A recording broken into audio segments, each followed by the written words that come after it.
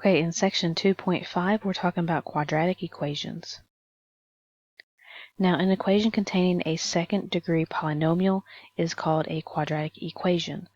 So, for example, we have 2x squared plus 3x minus 1 equals 0, and x squared minus 4 equals 0. Now, the thing that makes this a quadratic equation is this x value, or this variable, raised to 2. Same thing here, x raised to 2. And if that's the highest degree that a value, or not a value, a variable is raised to, then it's going to be a quadratic equation. Now, if I had something like x cubed plus x squared equals 4. Now, yeah, I have x raised to 2, but it's not the highest degree. The highest degree would be 3. So this wouldn't be a quadratic equation. Okay, so the highest degree should be a 2 for it to be a quadratic equation. Okay, so the easiest method of solving these types of equations is factoring. Now, factoring is breaking up, say this, let me get rid of this, breaking up this right here into two or more expressions. Now, there is a reason why we do that. It's so that we can use something called the zero product property. If this is set to 0, then what we have is so say I've got x minus 2 and x minus 5, for example. Well, then I've got two expressions that are multiplied to each other that are equal to 0. So that means either this expression equals 0 or this expression equals 0, or both of them do, because one of them has to be equal to 0 for both of them to be equal to 0. So it says solving by factoring depends on the zero product property, which states if a times b equals 0, then a equals 0 or b equals 0, and a and b are real numbers or algebraic expressions. Here I have algebraic expressions. So in other words, if the product of two numbers or two expressions equals 0, then one of the numbers or one of the expressions must equal 0, because 0 multiplied by anything equals 0. Okay, and then here's your zero product property again. And then it states again that a quadratic equation is an equation containing a second-degree polynomial.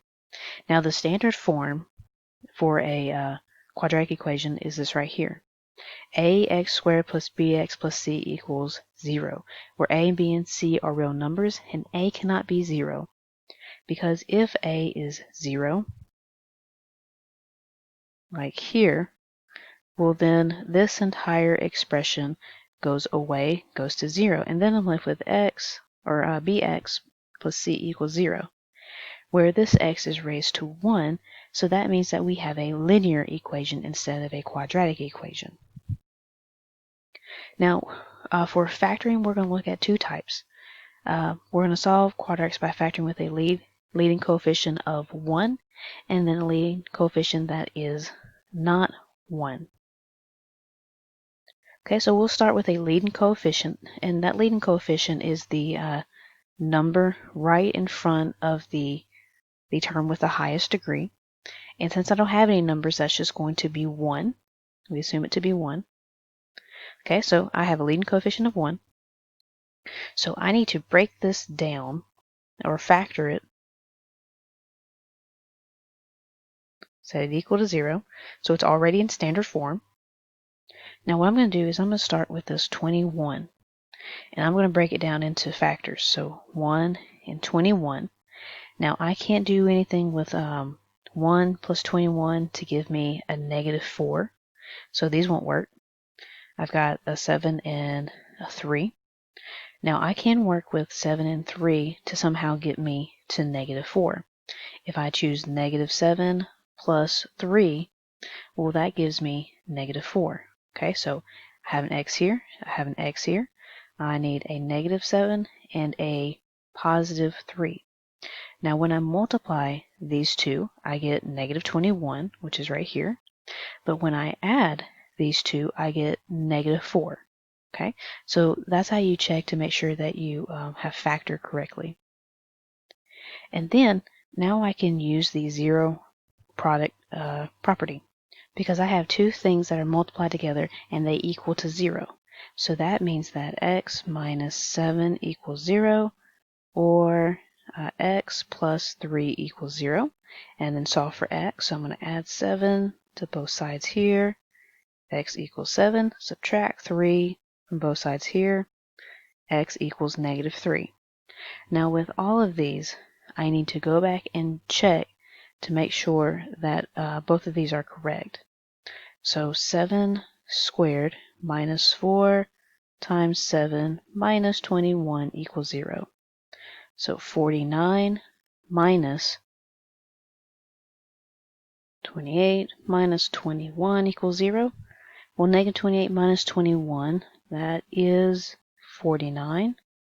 49 minus 49 is 0, equals 0, okay? So that came out to a true statement, so I know that x equal to 7 is one of my answers.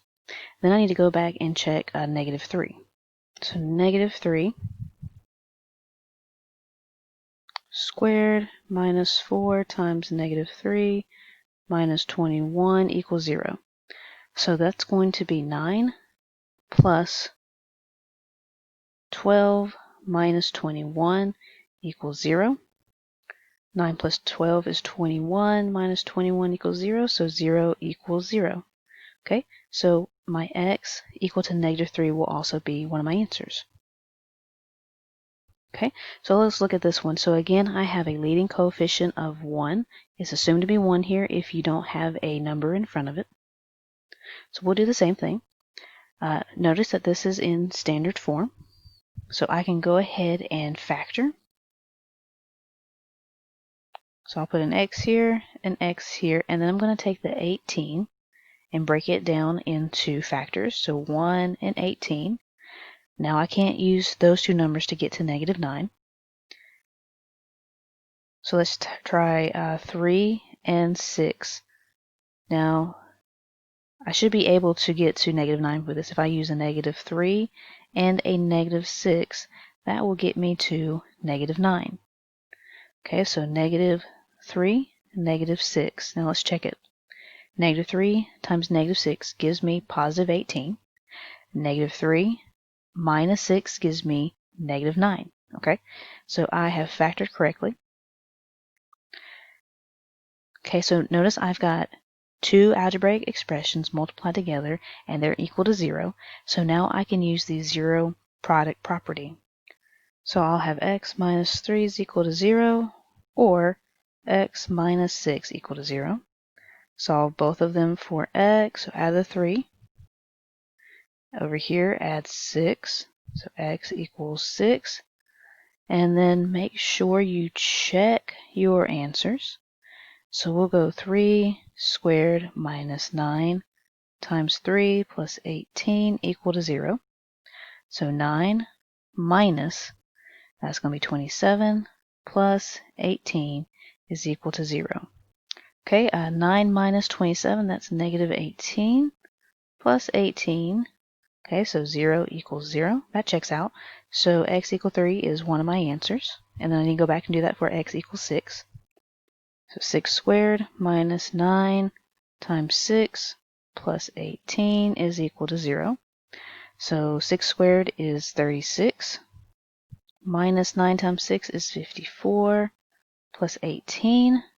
36 minus 54 is -18. Plus 18 is equal to 0. And 0 is equal to 0. Okay, so that means that x equals 6 is also my answer. Now let's look at this one. Now, two things. Notice that the coefficient in front of x squared is not 1, and also this entire thing is not in standard form. So the first thing that we need to do is move over that 2. So 12x squared plus 11x is equal to -2. Now I need to add that to both sides. So 12x squared plus 11x plus 2 is equal to 0. And then I can factor and then use the zero product property. So I'm going to show you a trick to factoring trinomials with a leading coefficient that is not 1. So you don't have to take a lot of time with this. So what we're going to do is we're going to take this term and this term, and we're going to multiply them together. So 12 times 2 will give me 24.